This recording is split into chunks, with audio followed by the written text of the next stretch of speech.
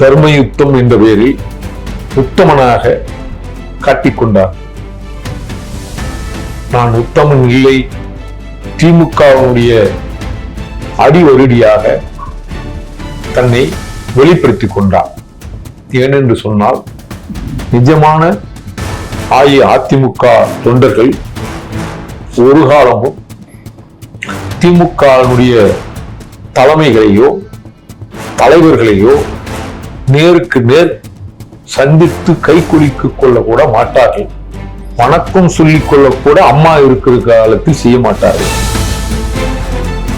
இன்றைக்கு 2 விதமான கூட்டணிகள் அமைத்திருக்கப்பட்டது தமிழ்நாட்டில். ஒன்று வடுக கூட்டணி, இன்னொன்று தமிழர் கூட்டணி. ஆனால் எடப்பாடியார் தலைமையில் சேர்ந்திருக்கிற கூட்டணி என்பது முக்குளத்தூர் சமுதாயத்தைச் சேர்ந்த திரு டிடிவி இருக்கிறார், பறையர் சமுதாயத்தைச் சேர்ந்த ஜெகன்மூர்த்தி இருக்கிறார், வன்னியர் சமூகத்தைச் சேர்ந்த திரு அன்புமணி ராமதாஸ் இருக்கிறார், தேவேந்திரகுல வேளாளர் சமுதாயத்தை சேர்ந்த திரு ஜான் பாண்டியன் இருக்கிறார். இந்த பௌத்தம் தான் தமிழர்களுக்கு மிகப்பெரிய கேடு விளைவித்தது. தமிழ் மொழியை சிதைக்கிற வேலையை பாலி மொழி செய்தது.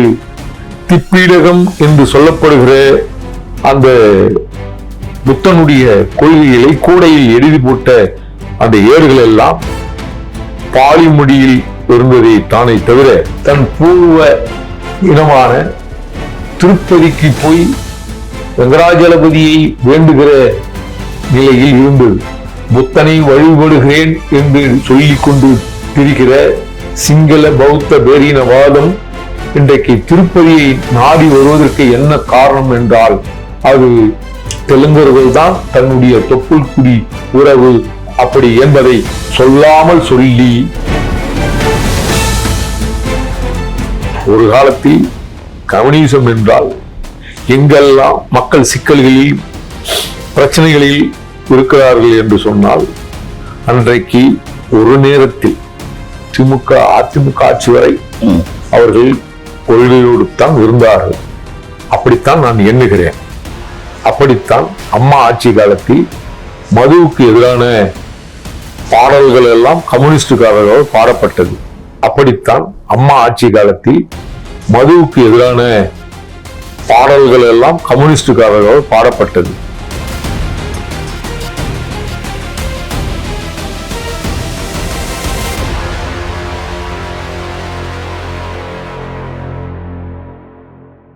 நம்ம பண்ணை இயற்கை அங்காடி. தொடர்புக்கு 87 54 44 92 99. உலகில் எங்கு பிறப்பினும் தமிழ் கற்கலாம் கற்பிக்கலாம். ஔவையார் பாடசாலை .org. வணக்கம் ஐயா. வணக்கம் ஐயா, 2026 தேர்தல் காலம்.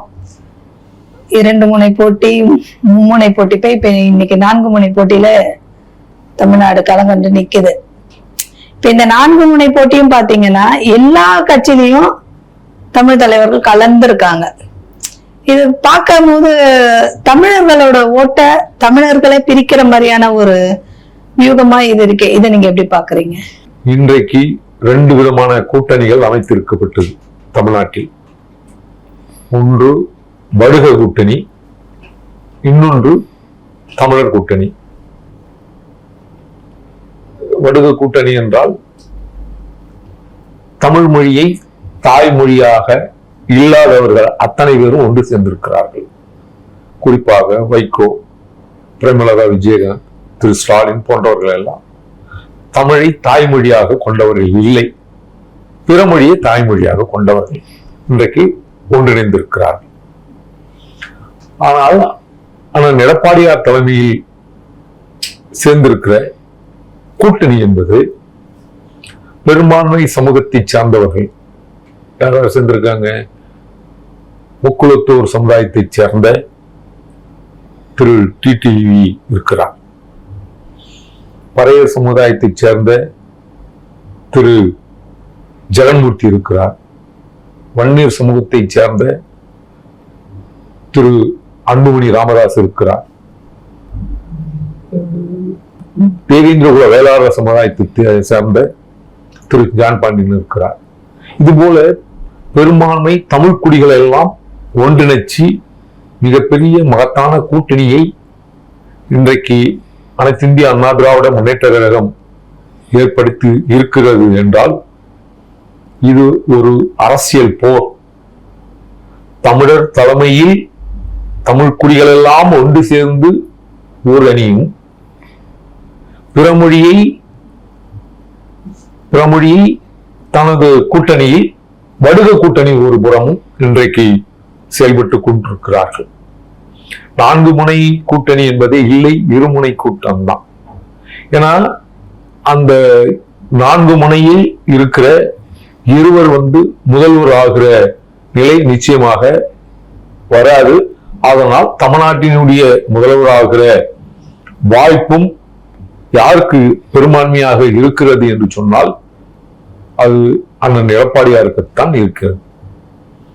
ஆக எடப்பாடியாருடைய களத்தை வலுப்படுத்த வேண்டும் என்று சொன்னால், வலுவடைய வேண்டும் என்று சொன்னால், தமிழர் தலைமையில் தமிழகத்தை ஆள வேண்டும் என்று சொன்னால், தமிழனுடைய இயற்கை வளங்கள் காக்கப்பட வேண்டும் என்று சொன்னால், தமிழ்நாட்டினுடைய உரிமைகளை பெற வேண்டும் என்று சொன்னால், இன்றைக்கு ஒரே குரலாக ஒரு சங்கமமாக தமிழர்கள் எல்லாம் ஒன்றிணைந்திருக்கிற கூட்டணியை உண்மையிலேயே ஆதரிப்பதுதான், ஆதரித்து தமிழர் தலைமையை வெற்றி பெற செய்வதுதான் தமிழ் தேசியத்தினுடைய குறியீடு. அதுதான் உண்மையும் அதுதான் நடக்க வேண்டும் என்பதுதான் நிஜம். அதற்கு தமிழர்களை எல்லாம் துணை நிற்க வேண்டும் என்கின்ற அறைகூவலையும் தமிழர் நலனை விரும்புகிறவர்களில் நானும் ஒருவன் என்ற நிலையில் இவர்கள் எல்லாம் வருக அதிமுக கூட்டணியை ஆதரிக்க வேண்டும் என்று கேட்டுக்கொள்கிறேன். இல்ல, நான் கேட்கறதுன்னா, ஒரு தமிழன் தான் தமிழ்நாட்டை ஆளணும், தமிழ் மக்களை ஆளணும் நீங்க நினைக்கிறீங்க.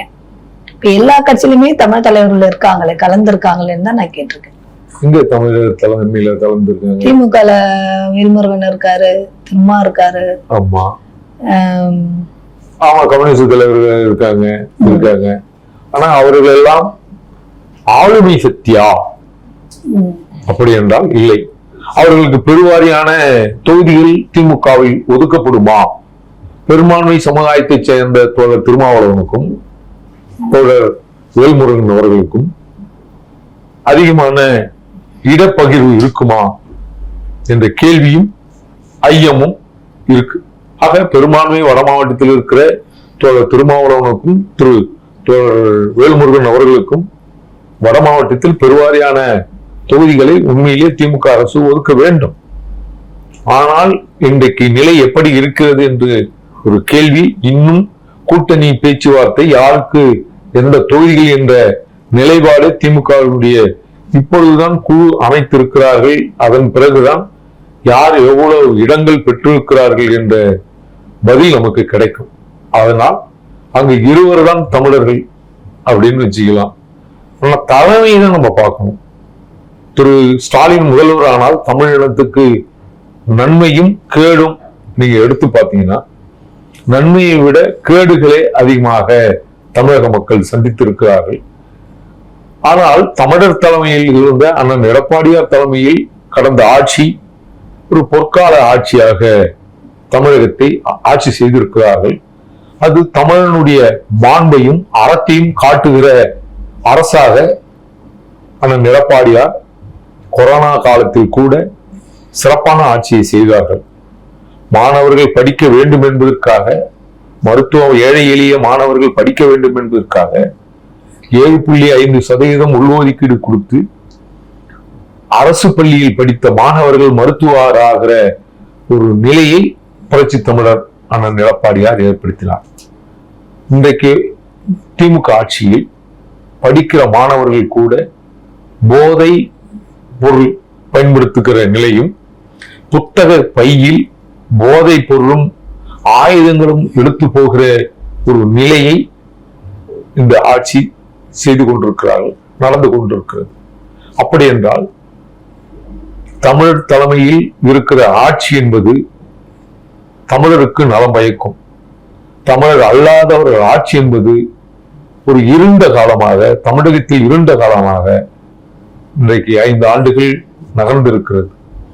இந்த ஆண்டுகளில் என்ன அதிகமாக எடுத்து பார்த்தீர்களானால், தமிழ்நாட்டினுடைய கடன் சுமை கிட்டத்தட்ட 5 லட்சம் கோடி இன்றைக்கு இந்த ஆளும் அரசு கடன் பெற்றிருக்கிறது. அது மட்டும் அல்லாது ஊழல் பலமாக பெருகி இருக்கிறது. அதைத்தான் அண்ணன் எடப்பாடியார் அவர்கள் ஆளுநரிடம் எந்தெந்த துறையில் எத்தனை ஆயிரம் கோடி ஊழல் செய்திருக்கிறார்கள் என்ற பட்டியலை ஆளுநரிடம் ஒப்படைத்திருக்கிறார்கள்.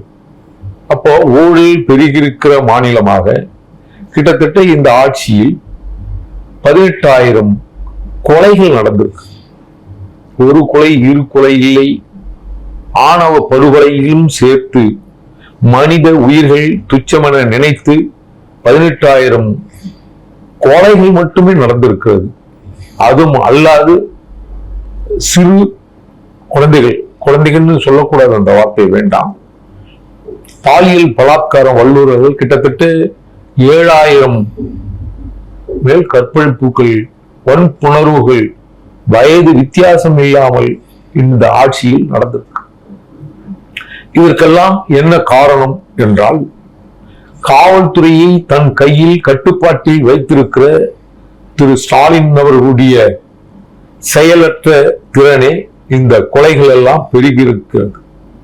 காவல்துறை அதிகாரிகள் கூட அரசு தலையீட்டில் டெண்டர் போன்ற விஷயங்களில் தலையிட்டதாக செய்திகள் நமக்கு வந்து கொண்டு தந்திருக்கிறது. அதிகாரிகள் காவல்துறையை வேலையை விட்டு இந்த ஆட்சியில் நடக்கிற டெண்டர்களில் தன்னுடைய தலையீட்டில் பொருளாதாரத்தை மேம்படுத்துகிற நிலையில் காவல்துறையில் அதிகாரிகள் கூட இருக்கிறார்கள் என்பது மனம் வருத்தத்தை தருகிறது. அதுவும் அல்லாது கெஞ்சா போன்ற போதைப் பொருள்கள் நடமாட்டம் பெருகுவதற்கு காரணம் என்ன என்றால், காவல்துறையினுடைய செயலற்ற திறனே காரணம். பல கோடி மதிப்பிலான பல பெயர்களில் மெத்தபெட்டமின், அந்த போதை ஊசி, கெஞ்சா, இது போல பல பெயர் சொல்ல முடியாத அளவுக்கு பெயர்களில் இன்றைக்கு தமிழ்நாட்டில் அதிகமான போதை புழக்கங்கள் அதிகமாகியிருக்கு. ஒவ்வொரு விமான நிலையத்திலும் தினமும் எங்கோ ஒரு மூலையில், எங்கோ ஒரு இடத்தில் போதைப் பொருள் காவல்துறையினால் பிடிக்கப்பட்டிருந்தாலும் கூட அதிகமான நடமாட்டங்கள் தமிழகத்தில் இருக்கு. குறிப்பாக தமிழக இளைஞர்கள், எதிர்கால தமிழர்கள் தன்னுடைய வாழ்க்கையை இங்கு தொலைத்துக் கொண்டிருக்கிறார்கள். இதையெல்லாம் தடுத்து நிறுத்த வேண்டும் என்று சொன்னால், தமிழ் இன நலனில் அக்கறை கொண்ட அண்ணன் எடப்பாடியார் ஆட்சி வந்தால் மட்டும்தான் தமிழகத்தையும் தமிழர்களையும் காக்க முடியுமே தவிர, மீண்டும் திரு ஸ்டாலின் அவருடைய ஆட்சி வந்தால் ஒரு மீண்டும் அந்நிய நாடு போல், ஒரு சோமாலியா போல் இங்கு மாறிவிடும். பஞ்சத்தில் ஒருவேளை உணவுக்கு கையேந்துகிற நிலையில் தமிழர்கள் மாறி போவார்கள்.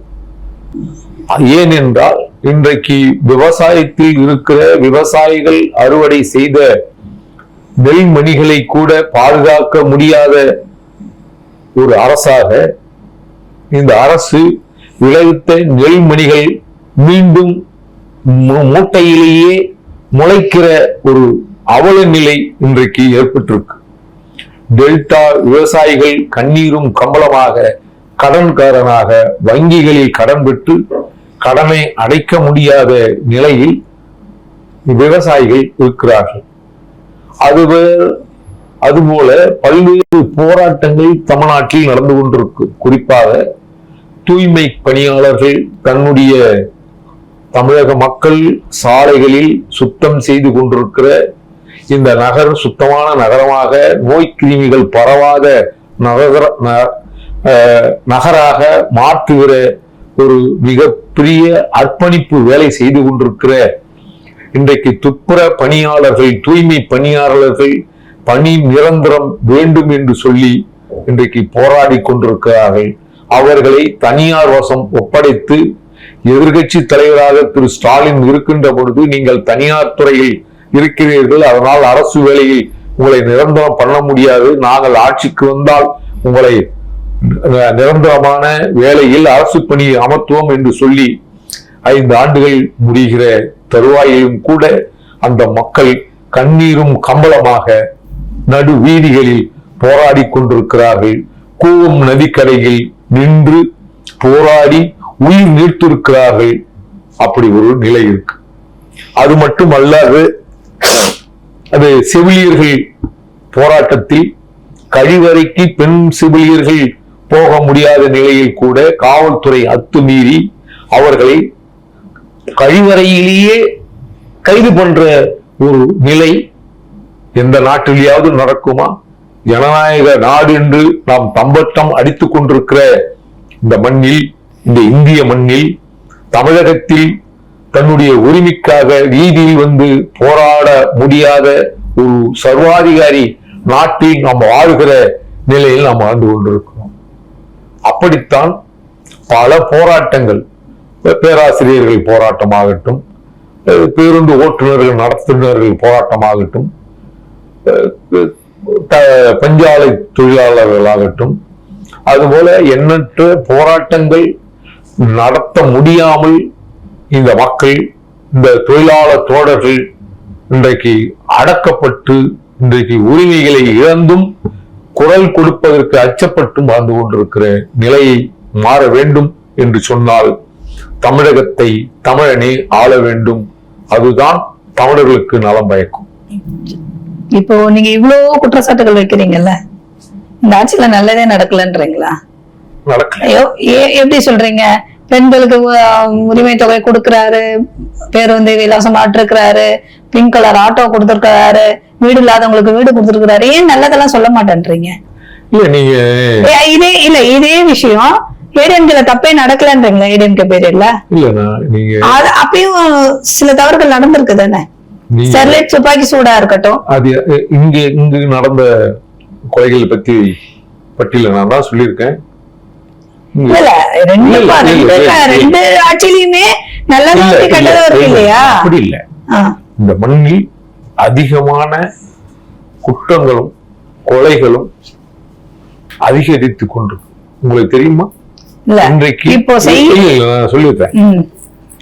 இங்கு என்ன இருக்கு அப்படின்னா, கடந்த கால ஆட்சியை விட இந்த ஆட்சி எந்த அளவுக்கு கேடான ஆட்சியாக இருக்குது என்று சொன்னால், இன்றைக்கு பொதுமக்களுக்கு பாதுகாப்பு இல்லாத ஒரு சூழல் அஇஅதிமுக ஆட்சியில் இருந்ததா அப்படின்ற கேள்வி இருக்கு. நீங்க வெறும் ஒரே ஒரு அங்க துப்பாக்கி சூடும் உயிர் தான், அது எனக்கு மாற்று கருத்து இல்லை. அது அப்படி ஒரு செயல் அன்றைக்கு எடுத்திருக்க கூடாதுதான். ஆனால் இன்றைக்கு குடிக்காமலே, துப்பாக்கி எடுக்காமலேயே தன்னைத்தானே மாய்த்து கொள்கிற ஒரு நிலை இருக்குது என்று சொன்னால், டாஸ்மார்க் என்ற ஒரு மதுவில் மாண்டு போனவர்களுடைய கணக்கு உங்களுக்கு தெரியுமா? ஏனென்றால் இன்றைக்கு பிணியாளர்களாக தமிழர்களுடைய வீரம் பொருந்திய தோள்களை நிமிர்த்தி நடந்த இந்த தமிழர்கள் இன்றைக்கு டாஸ்மார்க், வீரன் போன்ற மதுபானங்களால் இன்றைக்கு நாடி தளர்ந்து கை நடுக்கத்தோடு வாழ்கிற நிலை என்பது ஆயுதம் தாங்கி ஒரு இனத்தை அழிப்பதை காட்டிலும் வெறும் மதுவை கொடுத்து இந்த மக்களை அழிக்கிற மிகப்பெரிய ஆயுதமாக இந்த ஆட்சி செய்து கொண்டிருக்கிறது. அப்படி என்றால் இன்றைக்கு குழந்தைகள் பெருத்துக் கொள்ள முடியாத ஒரு நேரத்தில் தமிழர்களுடைய வீட்டில் 10-15 குழந்தைகளை பெற்றுக்கொண்ட இந்த தமிழ் சமூகம் இன்றைக்கு ஒரு குழந்தைக்கே மருத்துவமனையை நாடி போகிற நிலை இருக்கு. இன்றைக்கு தமிழ்நாட்டில்தான் கருத்தறுப்பு மையங்கள் பெருகி இருக்கு. இதற்கெல்லாம் காரணம் என்ன என்று சொன்னால் அது மதுவினுடைய வெளிப்பாடு. இன்றைக்கு உலகத்திலேயே அதிகமான இளம் விதவைகள் அதிகரிக்கிற மாநிலமாக இந்த கடந்த இந்த 5 ஆண்டுகள் ஆட்சியில் இளம் விதவைகள் பெருகிவிட்டார்கள். அப்படி என்றால் குழந்தைகள், அண்ணன் தம்பிகள், தாய் தந்தைகள் அனாதைகளாக மாற்றுகிற ஒரு அரசாக, மாற்றிய அரசாக இன்றைக்கு நாம் எல்லாம் தத்தளித்துக் கொண்டு வாழ்ந்து கொண்டிருக்கிறோம். நேரடியாக இலங்கையில் ஆயுதத்தை வைத்து தமிழர்களை சுட்டுக் கொண்டது ஒரு போர். ஆனால் ஆயுதமே எடுக்காமல் வெறும் மது என்ற ஆயுதத்தை வைத்து என் மக்களை கொத்து கொத்தாக இந்த அரசு சாகடித்துக் கொண்டிருப்பதை யாரும் கண்டு கொள்ளாமல், அது மதுதானே, குடிக்கிறார்கள் தானே போகிறார்கள் என்ற நிலையில்தான் எனக்கு அந்த வெத்தலவாக்கு போடுற பழக்கம் கூட இல்லை என்று திரு மா சுப்பிரமணியம் அவர்கள் நெஞ்சை நிமிர்த்தி கொண்டிருக்கிறார். உங்களுக்கு பழக்கம் இல்லையோ, ஆனால் குடிக்க சொல்லி குடிக்கு ஏன் மது விற்பனை குறைந்திருக்கிறது என்ற நிலையை, கேள்வி கேட்கிற நிலையை, பள்ளிக்கூடத்தில் ஏன் மாணவர்கள் படிப்பு சதவீதம் குறைந்திருக்கிறது என்று கேள்வி கேட்பதை விட மது விற்பனையில் ஏன் குறைந்திருக்கிறது, தொகை ஏன் அதிகமாக வரவில்லை என்கின்ற கேள்வியை இந்த அரசு கேட்கிறது என்றால், இது ஏதோ ஒன்றை மனதில் வைத்துக் கொண்டு அன்றைக்கு இருந்த விஜயநகர ஆட்சியில் எப்படி தமிழர்கள் எல்லாம் தலை தெரித்து தன்னுடைய சொந்த உடைமைகளை இழந்து வாழ்ந்தார்களோ, அதே போல இன்றைக்கு இழப்பதற்கு ஏது மற்றவர்களாக இந்த தமிழர்கள் தமிழ் மண்ணில் வாழ்ந்து கொண்டிருக்கிறார்கள். அதனால்தான் நதிக்கரை நாகரிகம் என்று சொல்லப்பட்ட இந்த மக்கள், கூவம் நதி ஒரு காலத்தில் புண்ணிய நதியாக இருந்தது. இந்த கூவம் நதியை சுத்தம் செய்கிறேன் என்ற பெயரில் அன்றைக்கு பொதுப்பணித்துறை அமைச்சராக இருந்த திரு கருணாநிதி அவர்கள் கூவம் நதியிலே முதலை இருக்கிறது என்று சொல்லி ஒரு பொய்யான தகவலை சொல்லி அதற்கு ஒதுக்கப்பட்ட பணங்கள் என்ன ஆனது என்கின்ற கேள்வியை அன்றைய மக்கள் கேட்டார்கள். ஒரு கூவம் நதியை சுத்தப்படுத்த வேண்டும் என்று சொன்னால் கூவம் நதி கரையில் கலக்கிற சாக்கடைகளை முதல் தடுத்து நிறுத்த வேண்டும். கூவம் நதியில் கலக்கிற சாக்கடைகளை தடுத்து நிறுத்தாமல் கூவம் நதியை சுத்தப்படுத்துகிறேன் என்று சொன்ன திரு கருணாநிதியினுடைய நயவஞ்சகம் என்ன? சென்னை நகரில் பல ஏரிகள் இருந்துச்சு.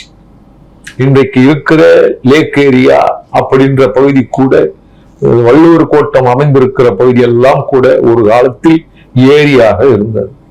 அந்த ஏரிகளை துத்தி இந்த திரு கருணாநிதி அவர்கள் பெரும்பாலான ஏரிகளை தொட்டு தமிழனுக்கு முறையாக கிடைக்க வேண்டிய குடிநீர் பஞ்சத்தை உருவாக்குற வேலையை திரு கருணாநிதி அவர்கள் மறைமுகமாக திட்டமிட்டு இது போன்ற சேவைகளை செய்து முடித்தார்.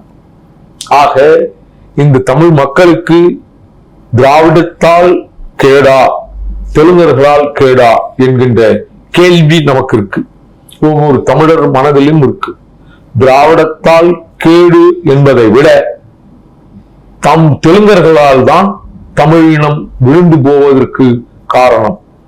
இங்க மட்டுமல்ல, ஈழத்தில் இருக்கிற சிங்களவர்கள் கூட தெலுங்கர்கள் தான் என்பதை இந்த மக்கள் தெரிந்து கொள்ளாததுடைய விளைவில் தான் இன்றைக்கு நாம் வாழ்ந்து கொண்டிருக்கிறோம். அதனால்தான் ராஜபக்ஷ அவர்கள் இந்தியாவுக்கு, தமிழகத்துக்கு வருகின்ற பொழுது வேண்டுமென்றே தன் பூர்வ இனமான திருப்பதிக்கு போய் வெங்கடாஜலபதியை வேண்டுகிற நிலையில் இருந்தது. புத்தனை வழிபடுகிறேன் என்று சொல்லிக் கொண்டு திரிகிற சிங்கள பௌத்த பேரினவாதம் இன்றைக்கு திருப்பதியை நாடி வருவதற்கு என்ன காரணம் என்றால், அது தெலுங்கர்கள் தான் தன்னுடைய தொப்புள் குடி உறவு அப்படி என்பதை சொல்லாமல் சொல்லி போனவர் தான் திரு ராஜபக்ஷ. இப்போ எடப்பாடியார் வந்தா டாஸ்மாக முற்றிலுமா வச்சிருவாரா?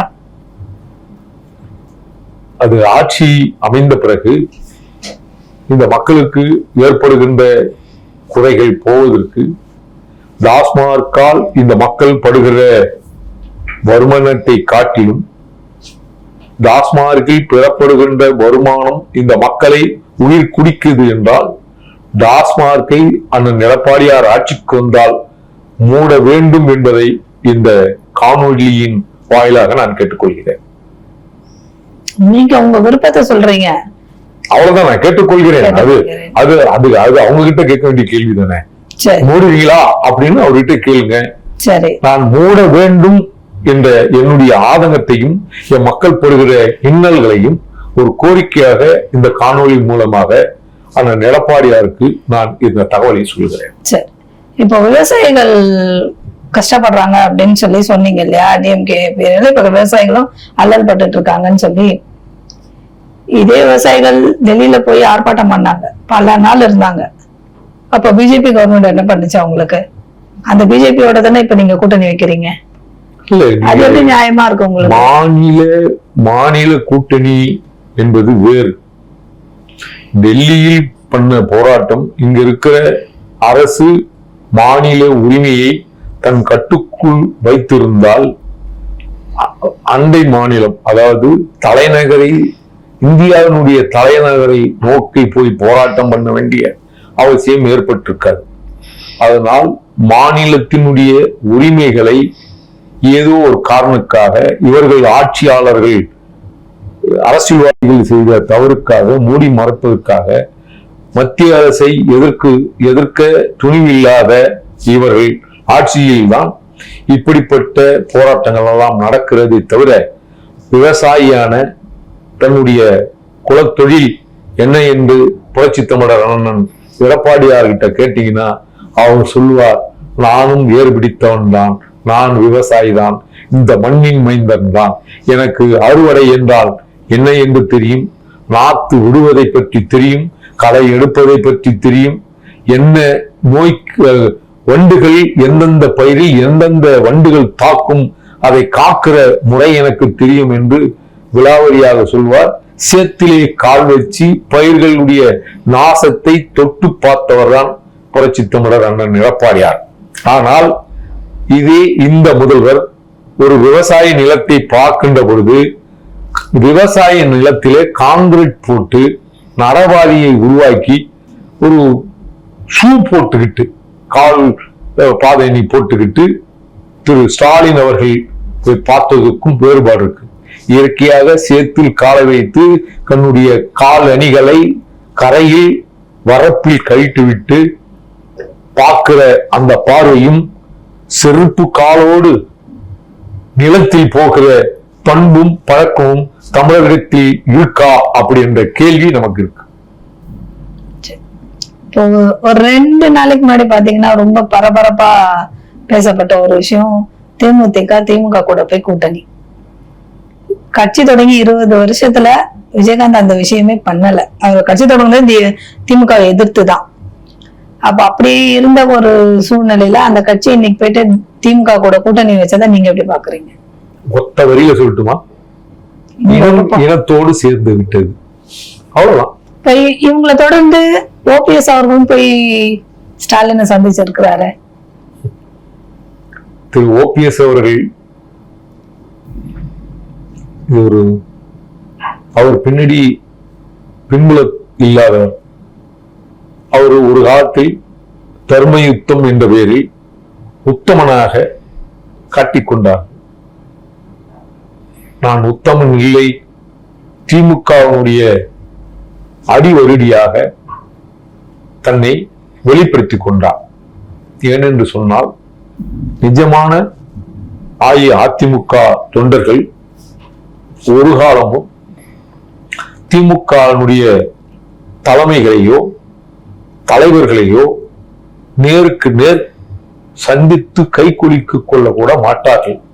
வணக்கம் சொல்லிக் கொள்ள கூட அம்மா இருக்கிற காலத்தில் செய்ய மாட்டார்கள், சிரிக்க கூட மாட்டார்கள். அப்படி எந்த கட்சி தீய சக்தியான திமுகவை எதிர்த்து உருவாக்கப்பட்ட அந்த கட்சிக்கு எதிர்நிலையாக திரு ஓபிஎஸ் அவர்கள் எடுத்திருக்கிற இந்த நிலைப்பாடு என்பது தமிழ் இனத்திற்கு, புரட்சி தலைவர் எம்ஜிஆருக்கு, புரட்சி தலைவி அம்மா அவர்களுக்கு எதிரான, அவங்க கொள்கைக்கு எதிரான நிலைப்பாடு. ஏனென்றால் திராவிட முன்னேற்ற கழகம் அம்மா அவர்களை சட்டமன்றத்தில் துரியோதனுடைய சபையில் பாஞ்சாலிக்கு என்ன கொடுமை நடந்ததோ அதே போல ஒரு நிகழ்வை அன்றைக்கு சட்டமன்றத்திலே அம்மா ஜெயலலிதா அவர்களுக்கு நடத்தினார்கள்.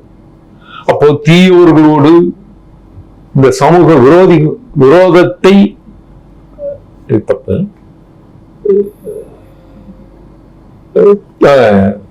சமூகத்துக்கு விரோதமான கருத்துக்களை வைத்திருக்கிறவர்களோடு ஒருவர் கூடுகிறார் என்றால், தீயவர்களோடு கூடுகிறார் என்றால், கெட்டவர்களோடு கூடுகிறார் என்றால் அவர் எப்படி நல்லவராக இந்த மக்கள் மதிக்கிறவராக இருக்க முடியும்?